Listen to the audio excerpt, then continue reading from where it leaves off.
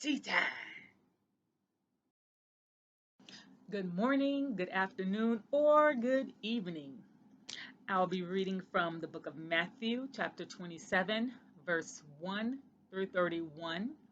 And I'll be reading from the New Living Translation.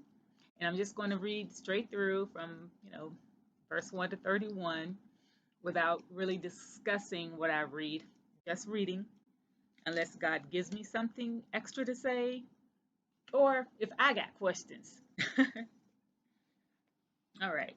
So, starting from verse 1, very early in the morning, the leading priests and other leaders met again to discuss how to persuade the Roman government to sentence Jesus to death. Then they bound him and took him to Pilate, the Roman governor. They already made up their mind that they're going to lie, manipulate, come up with whatever excuse they can so that Jesus is going to be sentenced to death. When Judas, who had betrayed him, realized that Jesus had been condemned to die, he was filled with remorse. So he took the 30 pieces of silver back to the leading priests and other leaders. I have sinned, he declared, for I have betrayed an innocent man. What do we care? They retorted. That's your problem. Then Judas threw the money onto the floor of the temple and went out and hanged himself. The leading priests picked up the money. We can't put it in the temple treasury, they said, since it's against the law to accept money paid for murder. After some discussion, they finally decided to buy the potter's field, and they made it into a cemetery for foreigners. And that is why the field is still called the Field of Blood. This is fulfilled this fulfilled the prophecy of Jeremiah that says, they took the 30 pieces of silver, the price at which he was valued by the people of Israel, and purchased the potter's field as the Lord directed. Before we go on, I have questions about Judas. During the time of his betrayal, my question is, what did he think was going to happen to Jesus? For him, he became remorseful after the fact when he knew how envious those religious leaders were of Jesus. And it's like, what did he expect? What was he thinking was going to happen? It was not going to be a slap on the wrist.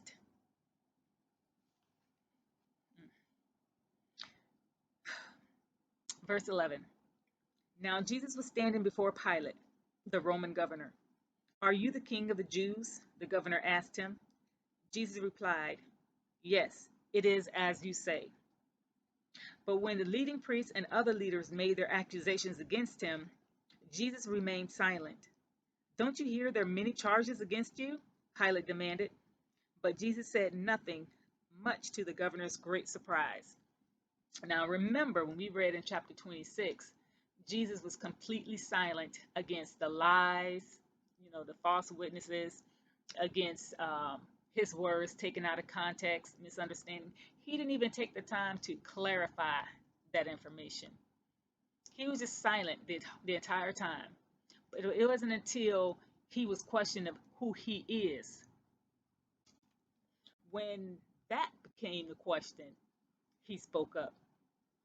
He spoke up because he knew who he is. Amen. Verse 15. Now it was the governor's custom to release one prisoner to the crowd each year during the Passover celebration, anyone they wanted. This year there was a notorious criminal in prison, a man named Barabbas. As the crowds gathered before Pilate's house that morning, he asked them, which one do you want me to release to you, Barabbas or Jesus, who is called the Messiah? He knew very well that the Jewish leaders had arrested Jesus out of envy. Just then, as Pilate was sitting on the judgment seat, his wife sent him this message: leave that innocent man alone, because I had a terrible nightmare about him last night. Meanwhile, the leading priests and other leaders persuaded the crowds to ask for Barabbas to be released and for Jesus to be put to death. So when the government asked again, which of these two do you want me to release to you? The crowd shouted back their reply, Barabbas. But if I release Barabbas, Pilate asked them, what should I do with Jesus, who is called the Messiah? And they all shouted, crucify him. Why? Pilate demanded. What crime has he committed?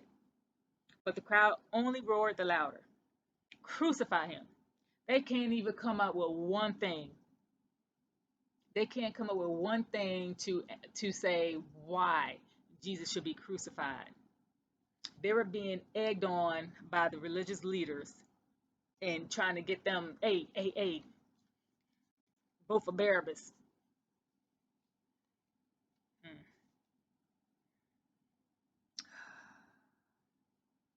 Verse 24. Pilate saw that he wasn't getting anywhere and that a riot was developing. So he sent for a bowl of water and washed his hands before the crowd, saying, I am innocent of the blood of this man. The responsibility is yours. And all the people yelled back, we will take responsibility for his death, we and our children. Imagine being a child at the age of understanding and hearing your parents say that. What you talking about, Willis? So Pilate released Barabbas to them. He ordered Jesus flogged with a lead-tipped whip, then turned him over to the Roman soldiers to crucify him. Some of the governor's soldiers took Jesus into their headquarters and called out the entire battalion. They stripped him and put a scarlet robe on him. They made a crown of long, sharp thorns and put it on his head, and they placed a stick in his right hand as a scepter. Then they knelt before him in mockery, yelling, Hail, King of the Jews! And they spit on him and grabbed the stick and beat him on the head with it. When they were finally tired of mocking him, they took off the robe and put his own clothes on him again. Then they led him away to be crucified.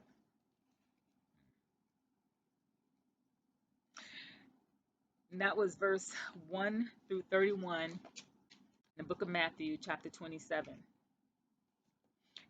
Just from those verses alone, you can pick out stuff to what Jesus had died for, on a cross.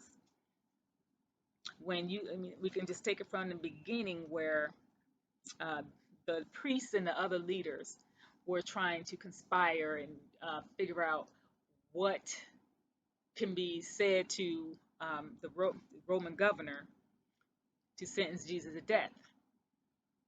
There, right there, you got deception, you have manipulation. Jesus died for that sin. The sins of deception he died for the sins of manipulation. When they sat up there and when they were well aware that they hired a man. So, in order for Jesus to die, I know people don't want to hear it or don't or don't agree with it, but Jesus died for those people that were murder for hire, that are hitmen. He died for them too. When they paid 30 pieces of silver for Jesus's death, that was how they saw what Jesus is worth. 30 pieces of silver. But we all know that Jesus is worth way more than that. There is no dollar amount that can tell us Jesus' worth. Right there, you can accept that as he's dying for those people who has no self-worth, or who feels like you're not worthy, who don't put a value on who you are. Jesus died for that sin.